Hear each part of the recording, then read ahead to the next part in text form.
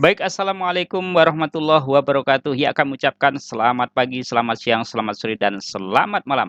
Dan tentunya salam sejahtera buat kita semua. Ya, baik. Dalam video tutorial kali ini akan kami berikan tutorial tentang seleksi nasional penerimaan mahasiswa baru perguruan tinggi negeri tahun 2023. Nah, tentunya ini sangat penting sekali informasi ini bagi atau untuk guru BK atau kurikulum atau guru-guru yang lainnya yang tentunya memperhatikan nasib putra-putrinya atau peserta didiknya dalam melanjutkan ke perguruan tinggi negeri. Nah, karena banyak sekali istilah-istilah yang berbeda di tahun ini dengan tahun-tahun sebelumnya. Nah, tentunya di sini Bapak Ibu sudah banyak yang mendapatkan sosialisasi dari perguruan tinggi yang ada di wilayah Bapak Ibu. Tapi tentunya ada beberapa peserta yang bingung bagaimana karena kayaknya ribet ya, karena ada istilah-istilah baru yang sebelumnya tidak ada dan tahun ini istilahnya hampir semua istilah dirubah atau ada perubahan. Nah, untuk itu di sini kami akan mencoba membacakan dari hasil sosialisasi yang kami terima dari perguruan tinggi negeri ya. Nah, di sini akan kami share juga untuk PDF-nya di link deskripsi ya. Melalui deskripsi akan kami berikan linknya bagi Bapak Ibu yang ingin mendapatkan informasi silahkan bisa di-download di deskripsi. Nah, baik, langsung saja kita mulai. Nah, di sini kita di halaman 1 ini cover atau judulnya Seleksi Nasional Penerimaan Mahasiswa Baru Perguruan Tinggi Negeri tahun 2023. Nah, atau dikenal dengan SNPMB. Nah, lanjut di lembar yang kedua. Nah, informasi sistem seleksi masuk perguruan tinggi negeri program diploma 3. Nah, atau D3, sarjana terapan atau D4. Nah, ini adalah yang vokasi ya. Ini sarjana namanya yang namanya sarjana terapan. Nah, kalau istilah di SLTA-nya adalah SMK. Ini SMK-nya sarjana ya, seperti itu maksudnya ya. Jadi ini lebih ke vokasinya dan sarjana. Nah, sarjana biasa atau S1 atau strata 1. Jadi sama ya. D4 dengan S1 itu sama, pada dasarnya sama, levelnya sama. Cuma ini istilahnya di SMK, ini di SMA, gitu saja ya, lebih mudahnya ya. Nah, ini dipersembahkan oleh tim persiapan SNPMB, Seleksi Nasional Penerimaan Mahasiswa Baru. Nah, ini saya mencoba membacakan. Mudah-mudahan kalau ada yang salah mohon dimaafkan, kalau ada yang benar silahkan digunakan. Nah, pendahuluan. Yang pertama adalah pendahuluan. Ini tim seleksi nasional penerimaan mahasiswa baru atau SNPMB PTN atau Perguruan Tinggi Negeri 2023 adalah tim yang dibentuk oleh Mendikbudristek ya, Kementerian Pendidikan dan Kementerian Pendidikan Kebudayaan, Riset dan Teknologi.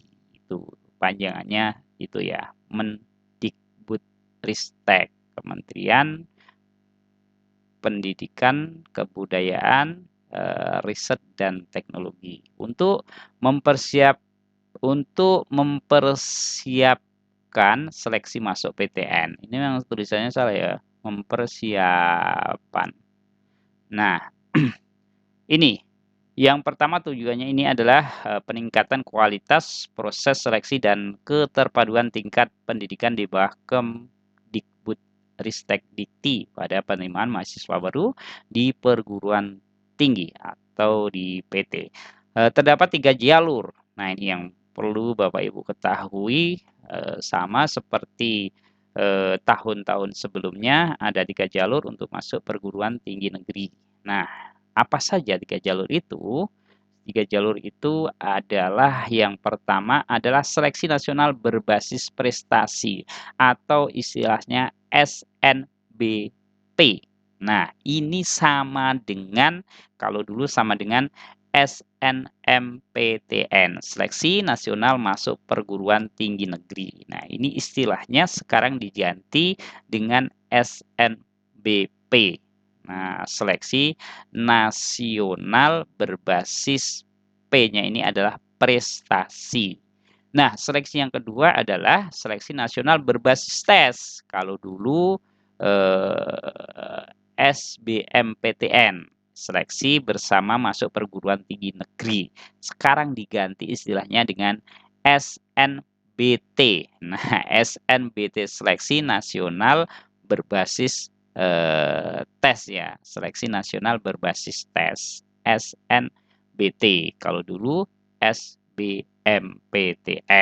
Nah, itu istilah yang berbeda ini kadang membuat kita gagal fokus atau bingung. Makanya yang terpenting dihafalkan dulu ini Bapak Ibu sebelum sosialisasi ke anak-anak, ke peserta didiknya, ini dihafalkan dulu. Bapak Ibu minimal hafal kepanjangan dari SNBP dan kepanjangan dari SNBT biar nanti tidak grogi di depan anak-anak. Nah, dan yang terakhir adalah seleksi mandiri. Jadi ini tidak ada perubahan. Tahun-tahun sebelumnya juga seleksi mandiri. Jadi dua ini yang berubah ya. Nah, lalu pengembangan model proses seleksi sesuai dengan perkembangan teknologi informasi dan era digital melalui ujian tulis berbasis komputer. Jadi UTBK-nya menggunakan komputer nanti ya di wilayah masing-masing. Biasanya seperti itu.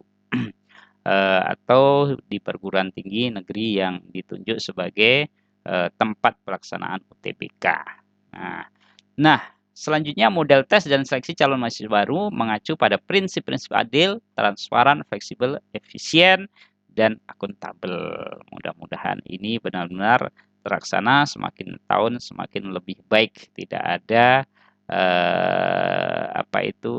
tidak ada yang tidak baik ya.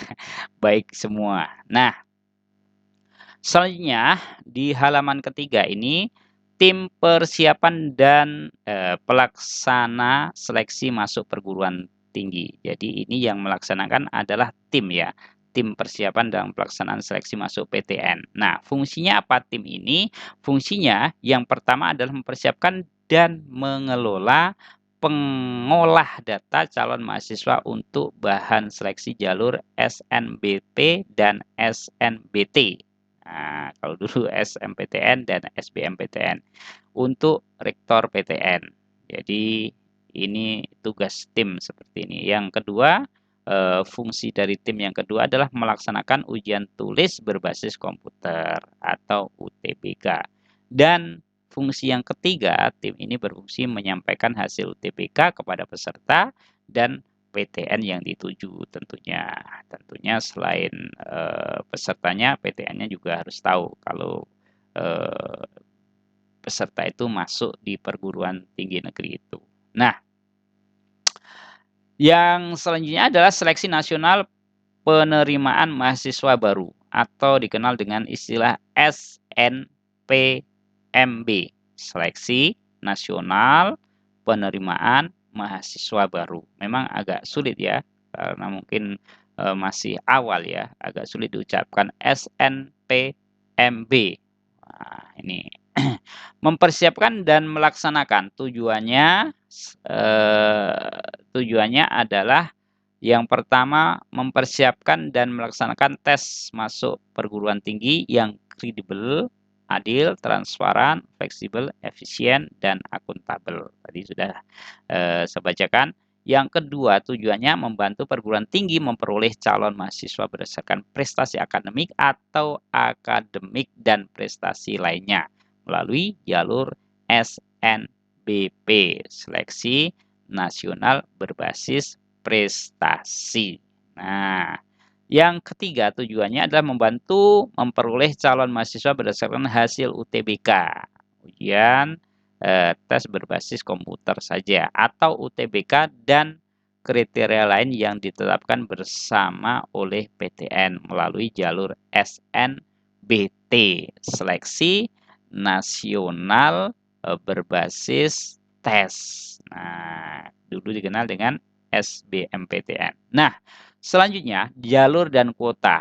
Nah, ini yang harus Bapak Ibu pahami di sini akan kami jelaskan ya tentang jalur dan kuota. Nah, berdasarkan nilai akademik saja atau nilai akademik dan prestasi lainnya yang ditetapkan oleh PTN. Jadi, jalur ini SNBP, Seleksi Nasional Berdasarkan Prestasi, ini berdasarkan nilai akademik saja atau nilai akademik dan prestasi. Nah, seperti itu ya. Jadi, menggunakan rapot siswa, nah, tentunya dipengaruhi oleh sekolah juga ya. Ini gabungan antara nilai siswa dan nilai sekolah juga ada di dalamnya. Nah, ini ya. Nah, melalui jalur ini yang diterima adalah minimum 20%. 20% itu adalah per prodi, per program studi.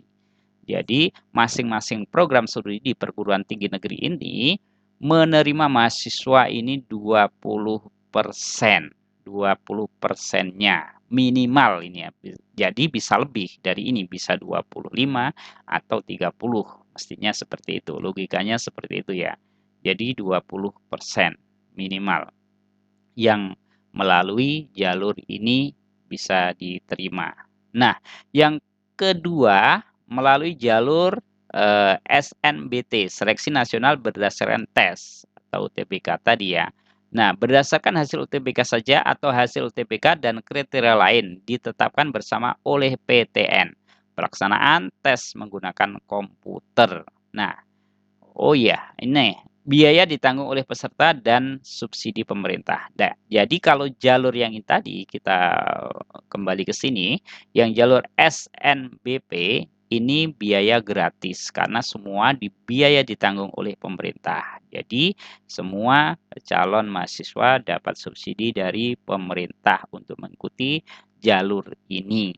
Nah, nanti akan kami jelaskan lebih lanjut. Nah, kalau Bapak Ibu atau putra-putri Bapak Ibu mengikuti jalur SNBT, Seleksi Nasional Berdasarkan Tes, ini maka akan ada biaya. Kalau tahun yang lalu itu 200.000, tidak tahu kalau tahun sekarang. Saya belum mendengar informasi, biasanya kurang lebih sama. Itu sudah termasuk di dalamnya subsidi pemerintah. Sudah disubsidi pemerintah 200.000 itu. Berarti aslinya berapa? Nah, kita kurang tahu ya. Yang jelas anggarannya memang besar untuk ini ya. Nah, itu ya. Jadi ini membayar kalau tahun-tahun sebelumnya melalui bank ya. Kita transfer melalui bank. Nah, jalur yang ketiga adalah dapat menggunakan nilai UTBK. Jadi ini namanya jalur mandiri. Nanti ketika mengikuti UTBK ini tidak lolos, maka bisa digunakan untuk jalur mandiri juga nilainya itu. Nah, jadi ada pengaruhnya juga ya.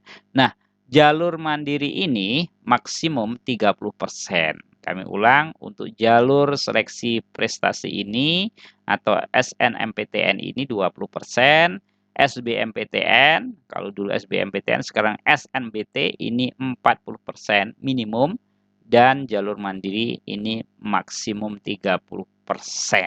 Nah, artinya ini bisa lebih dari 20%, ini bisa lebih dari 40%, ini per prodi ya, per program studi yang dihitung ya. Jadi per program studi yang dihitung. Dan ini maksimal, tidak boleh melebihi 30% untuk jalur mandiri ini.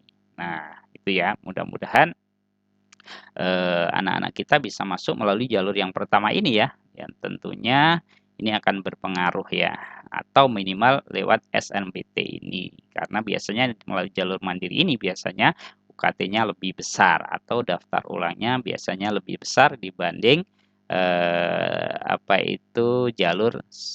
jalur yang lainnya. Nah, Adapun di sini PTN Badan Hukum SNBT minimal 30% dan seleksi mandiri maksimum 50%. Ada perbedaan di sini bagi PTN Badan Hukum. Nah, ini melalui jalur SNBT ini 30%, kalau ini tadi 20%, ini 30%. Dan seleksi mandiri ini maksimal. Jadi lebih banyak ya, maksimal kalau di sini tadi cuma 30%, di sini boleh 50% maksimalnya. Jadi peluangnya jalur mandiri lebih besar. Nah, seperti itu ya. Nah, selanjutnya di halaman yang ke-6 ini nah, tentang pengisian PDSS. Nah, tentunya kita harus siap ya setiap tahun guru-guru, terutama guru-guru BK, ada juga yang operator, ada juga yang bagian tata usaha, ada juga yang kurikulum. Nah, ini tergantung kebijakan sekolah masing-masing. Siapa yang bakal mengisi PDSS itu? Pangkalan data siswa sekolah. Nah, pengisian PDSS, pendaftaran SNBP, dan pendaftar UTBK atau SNBT ini harus memiliki akun SNPMB. Nah, jadi sekolah harus membuat akun terlebih dahulu. Nah, nanti insya Allah next time akan kami berikan tutorialnya bagi yang belum mempunyai akun. Ya, sekolah yang belum mempunyai akun atau sekolah yang sudah mempunyai akun tetapi mungkin lupa passwordnya dan lain sebagainya. Nah, registrasi akun SNPMB di portal ini ya, di portal SNPB ya. Nah, yang pertama adalah yang kita lakukan adalah pengisian pangkalan data siswa sekolah ini oleh pihak sekolah. Jadi bukan siswanya ya, tetapi yang mengisi adalah pihak sekolah.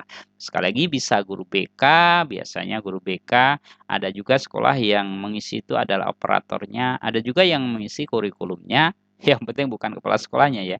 Ada juga yang mengisi tim tata usaha. Nah, ini tergantung kebijakan sekolah masing-masing. Tapi rata-rata yang banyak yang mengisi adalah guru BK. Nah, registrasi akun SNPMB untuk PDSS dan SNBP ini dilaksanakan ini mulainya Bapak Ibu, mulainya 16 Januari sampai dengan 15 Februari. Jadi kurang lebih 1 bulan. Nah, di sini biasanya kita banyak sekali ya teman-teman yang kedandapan ya. Nah, karena di sini di apa itu servernya ini biasanya overload ya, biasanya penuh, server penuh. Nah, ini harus bisa mensiasati. Kalau pagi penuh ya siang, siang penuh ya malam. Biasanya malam yang malam biasanya pukul 12 dini hari itu biasanya bisa ya atau longgar. Yang lain tidur kita mengisi data. Nah, ini berlaku untuk lulusan tahun 2023 dan ikut SNBP. Nah, jadi untuk menginput data ini PDSS ini khusus yang lulusan tahun 2023. Nah, adapun pendaftarannya SNBP tadi ya, Seleksi Nasional Berbasis Prestasi tadi, ini pendaftarannya mulai ini 14 sampai 28 Februari, berdasarkan prestasi maksudnya SNBP ya. Nah, ini berdasarkan prestasi ini pelaksananya 14 sampai 28 Februari 2023. Nah, ini ya. Mungkin anak-anak sudah sudah mengisi list ya siapa saja yang bakalan ikut seleksi di sekolah masing-masing ya. Pendaftaran UTBK atau SNBT berbasis tes ya ini registrasinya tanggal 16 sampai 3 Maret. Nah, jadi untuk waktunya ini ada jeda waktu cukup lama untuk pendaftar ini. Jadi ini belum ditutup. Ini sudah dibuka ya. Karena di sini 28 Februari, di sini 16 Februari. Berarti yang tidak ikut SNBP bisa ikut SNBT. Nah, seperti itu ya. Jadi yang perlu kita pahami jalur-jalurnya seperti ini. Mungkin Bapak Ibu kalau membaca sendiri kurang memahami. Semoga ini bermanfaat. Jangan lupa share video ini ke teman-teman yang lain agar lebih bermanfaat lagi. Dan jangan lupa bagi yang belum subscribe, silakan subscribe. Terima kasih, semangat, semangat, dan terus semangat. Wassalamualaikum warahmatullahi wabarakatuh.